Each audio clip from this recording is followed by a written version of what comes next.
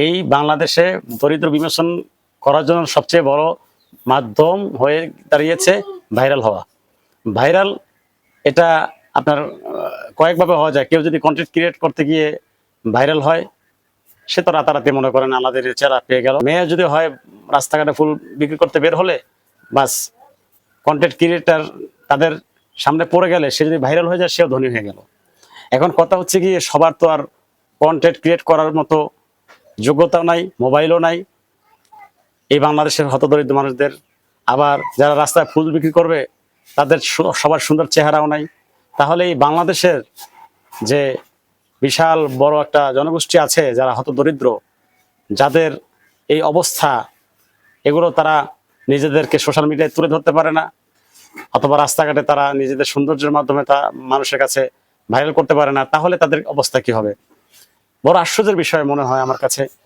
একটা হতদরিদ্র মানুষ যে খাইতে পারে না, ধর ঘর বাড়ি নাই, সে ভাইরাল হয়ে গেলে তার ঘর বাড়ি, টাকা পয়সা সবকিছু হয়ে যায়। টিউনে গিয়ে তার বাসায় বাড়িঘর করে দিয়ে আসে, তার বাড়িতে গিয়ে বাড়ি ঘর সুন্দর করে দিয়ে এসে টাকা পয়সা দেয়, বা টিউনে তাকে ডাকে। কিন্তু এই টিউনো সাহেব, এই লোকগুলো যিনি ভাইরাল হয়েছেন, তার কাছে আগে কেন গেলেন না? অথবা তার এলাকার মধ্যে এত হতদরিদ্র লোক বসবাস করে, তিনি আগে কেন জানেন না? এই বাংলাদেশে আমাদের বসবাস।